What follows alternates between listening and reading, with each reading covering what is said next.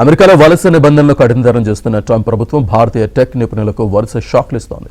ఇప్పటివరకు కొత్త H-1B, L-1 వీసాలకు వసూలు చేస్తున్న ఫీజులను ఇక నుంచి వాటి పొడిగింపు పైన విధించాలని యోచిస్తోంది.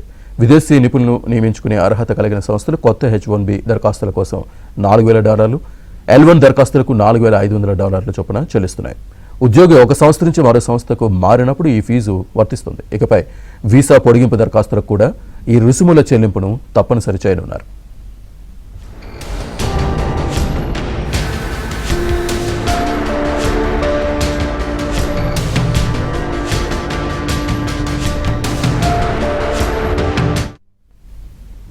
అమెరికాలో 50 లేదా అంతకంటే ఎక్కువ మంది ఉద్యోగులు ఉండి వారిలో కనీసం సగం మంది ఈ వీసాలపై పనిచేస్తున్న వారు ఉన్న కంపెనీలకు ఈ నిబంధన వర్తిస్తుంది. H-1B వీసాదారుల్లో మెజార్టీ వాటా కలిగిన భారతీయ నిపుణులపైన, వారిని నియమించుకునే కంపెనీలపైన తాజా నిర్ణయం తీవ్ర ప్రభావం చూపుతుందనే ఆందోళన వ్యక్తమవుతోంది.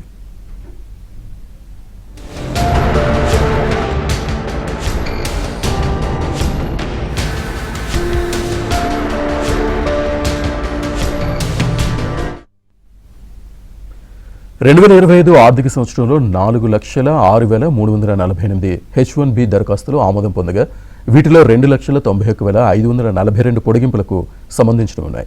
ఇందులో భారతీయులకు చెందినవే 2,26,359 నమోదయ్యాయి.